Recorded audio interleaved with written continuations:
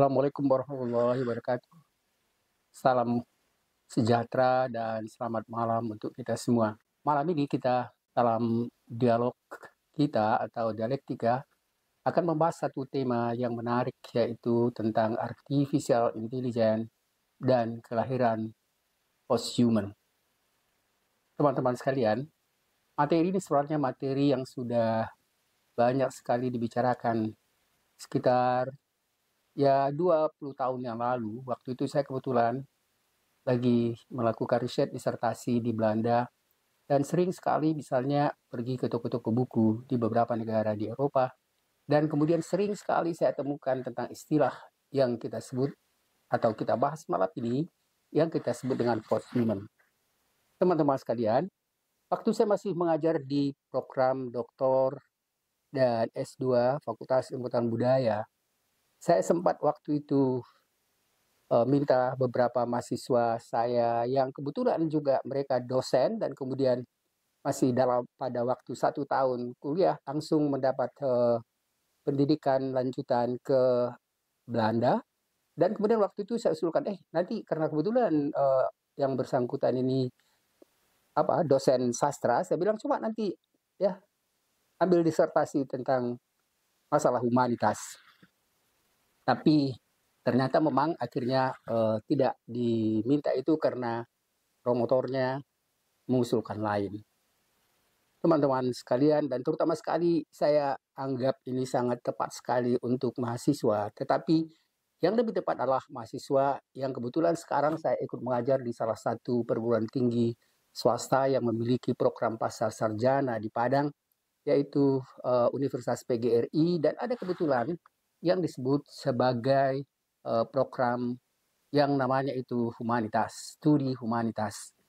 Teman-teman sekalian, di luar itu pun sebenarnya kita sekarang ini dihadapkan pada permasalahan yang berkaitan dengan permasalahan yang menarik ini tentang apa yang kita sebut dengan humanitas, dan ini berkaitan sekali dengan perkembangan teknologi informasi, terutama sekali setelah ditemukannya misalnya artificial intelligence, dan kemudian bagaimana misalnya artificial intelligence itu sebenarnya dicoba dipadukan dengan tubuh ya manusia, dan kemudian bagaimana misalnya dampak yang muncul dengan perpaduan antara teknologi tinggi itu dengan permasalahan kemanusiaan.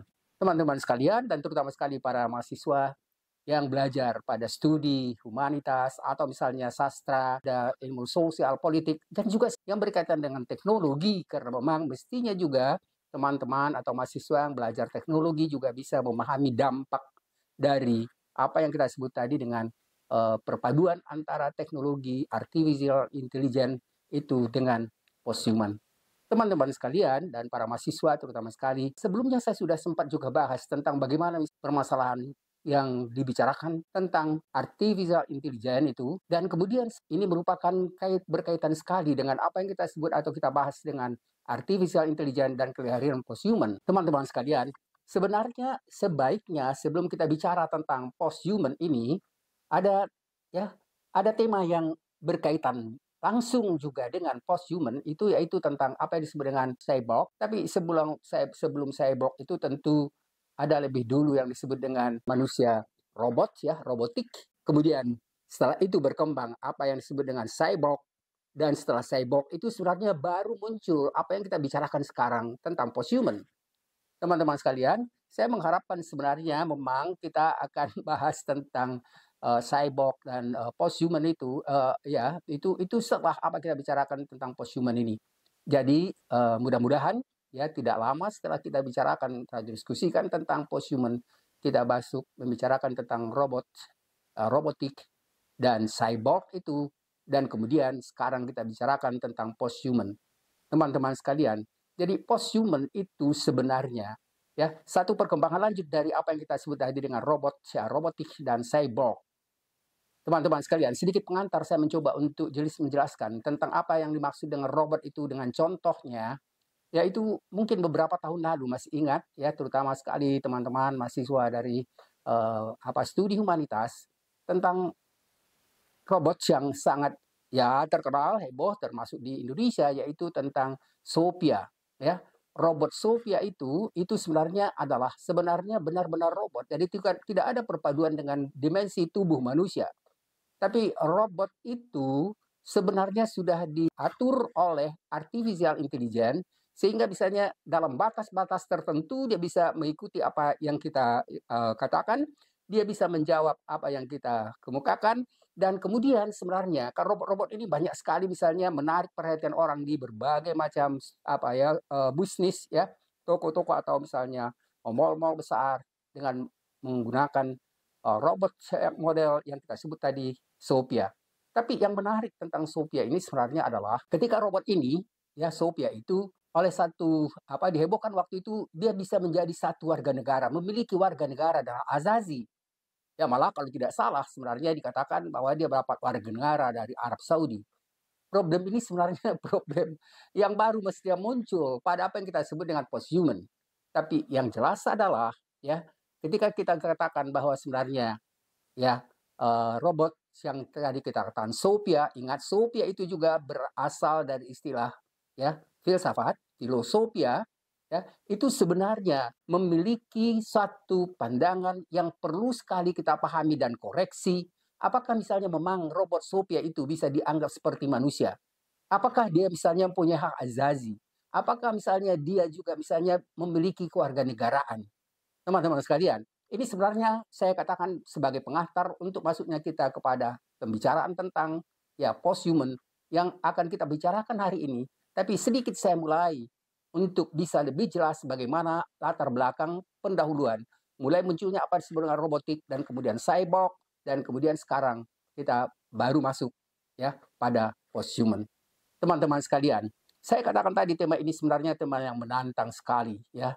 Kita tahu bahwa misalnya sekarang ini sangat berkembang. Perkembangan ya, teknologi informasi itu yang kita lihat sekarang ini menjadi satu masalah dari satu sisi seperti yang dibicarakan pada perkuliahan kita tentang misalnya masalah robot ya, artificial intelligence, dan kemudian itu memang pengembangan teknologi tinggi itu tidak katakan mempunyai dampak positif yang luar biasa, tetapi juga jangan lupa ada dampak negatifnya yang memang harus kita pikirkan dan terutama sekali misalnya bagi mahasiswa dan terutama sekali misalnya bagi mahasiswa yang memang studinya khusus tentang apa yang kita sebut tadi dengan studi humanitas.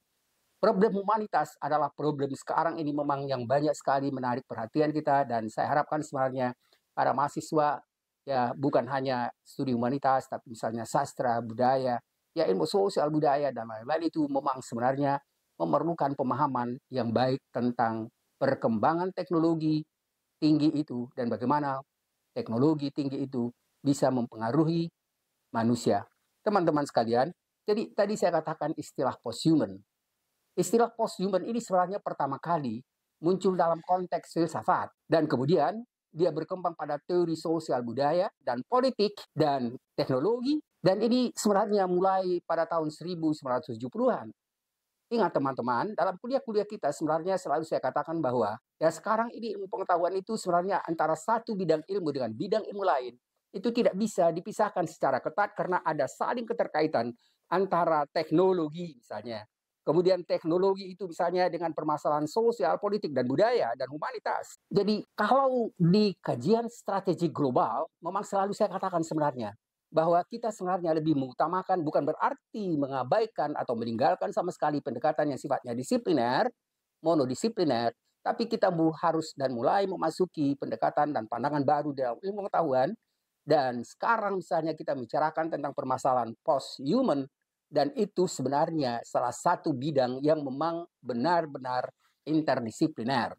Kembali ke pemikiran yang saya katakan tadi dari posthuman dari Ihab Hasan, dia sebenarnya seorang profesor dan seorang muslim terkenal. Dia bukan istilah itu sebenarnya sering sekali dikaitkan sebagai salah satu atau dikatakan dia orang yang pertama sekali memperkenalkan istilah posthuman itu. Ya, dia membukakan istilah posthuman itu di dalam buku yang terkenal Prometheus as Postformer. Dia mengatakan ini adalah suatu bentuk ya tantangan terhadap humanitas, budaya humanitas. Teman-teman sekalian, jadi jelas sekali misalnya bagaimana misalnya kita lihat ya Ihab Hasan ini menjelaskan tentang kemunculan, ya di sini saya katakan kelahiran ya, kelahiran posthuman itu, dan itu sebenarnya merupakan satu tantangan, dan tantangan itu sebenarnya dikemukakan juga oleh Ihab Hasan yang mengemukakan pertama sekali tentang istilah posthuman itu. Jadi teman-teman sekalian, ya teknologi yang mencoba misalnya melakukan perubahan bukan hanya misalnya mempengaruhi budaya, tapi juga konsepsi manusia tentang dirinya sendiri. Coba Anda bayangkan, kalau misalnya, dan ini gagasan ini nanti akan lebih menarik lagi, kalau misalnya kita bicarakan, ketika bicara tentang ya Elon Musk, ya yang mengatakan bahwa sekarang lagi diupasakan dalam konsep ya yang terkenal dengan Neuralink, dia mengungkapkan tentang bagaimana nanti ya kalau itu terwujud, bagaimana misalnya artificial intelligence itu dijadikan dalam bentuk chip dan kemudian dihubungkan langsung dengan otak kita, dengan sistem saraf kita. Dan kita bisa melakukan dialog komunikasi dengan siapapun tanpa lagi menggunakan elektronik yang tinggi, yang besar, dan seterusnya. Tapi kita bisa melakukan ya dialog dengan siapapun. Dan kemudian coba Anda bayangkan, apakah itu mempunyai dampak yang positif atau negatif atau dua-duanya? Permasalahan-permasalahan ini sebenarnya yang saya katakan selalu bahwa sekarang kita memasuki satu era baru yang kita sebut tadi, yang berkaitan dengan perkembangan teknologi informasi, perkembangan yang kita sebut juga tadi dengan ya sebagai puncaknya adalah artificial intelligence, dan bagaimana kalau artificial intelligence itu akhirnya sudah dipadukan, dikoordinasikan dengan tubuh atau fisik manusia. Teman-teman sekalian, jadi pemikiran ini sebenarnya yang saya baru kemukakan tentang Ihab Hasan ya, karena begini, saya sudah menelusuri banyak sekali misalnya pemikir-pemikir yang menjelaskan tentang permasalahan yang kita sebut tadi dengan posthuman itu.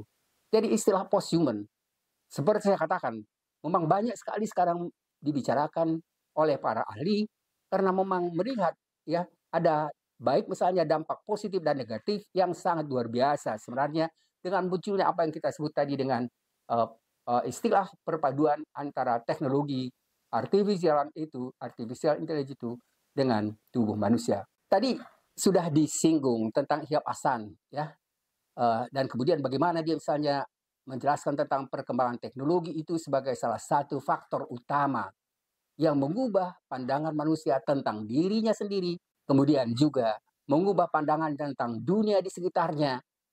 Dan menurut Ihab Hasan, teknologi modern telah mempengaruhi cara manusia berintegrasi dengan lingkungan mereka, mengubah cara mereka berpikir tentang identitasnya, mengubah cara berpikir mereka antara ya komunikasi, dialog dengan yang lainnya, dan perubahan-perubahan hampir yang terjadi pada sebagian besar kehidupan itulah sebenarnya yang tadi kita katakan dengan istilah posthuman. Teman-teman sekalian, perkembangan teknologi menurut Ihab Hasan telah membawa manusia melampaui keterbatasan fisiknya, dan keterbatasan intelektual itu akhirnya dilengkapi dengan kemampuan intelektual yang sebelumnya dianggap sebagai fitrah misalnya manusia itu, sekarang sepertinya ya fitrah manusia itu sebenarnya sudah mulai digerogoti. Saya nggak tahu apakah istilah yang paling penting kita katakan apakah misalnya lebih disempurnakan atau justru tidak. Teknologi ini telah memperluas kapasitas manusia memang untuk berkomunikasi. Bukan hanya berkomunikasi saja, tetapi memanipulasi lingkungannya dan memahami alam semesta dengan cara yang tidak pernah kita bayangkan sebelumnya. Teman-teman sekalian, diskusi ini sebenarnya tentang masalah ini cukup panjang, tapi saya pikir misalnya untuk tahap pertama, ya tentang pembahasan tentang Ihab Hasan dan posthuman ini, kita selesaikan dulu sampai di sini dan sebentar lagi kita langsung ikuti pada pembahasan lanjutnya. Terima kasih. Assalamualaikum warahmatullahi wabarakatuh.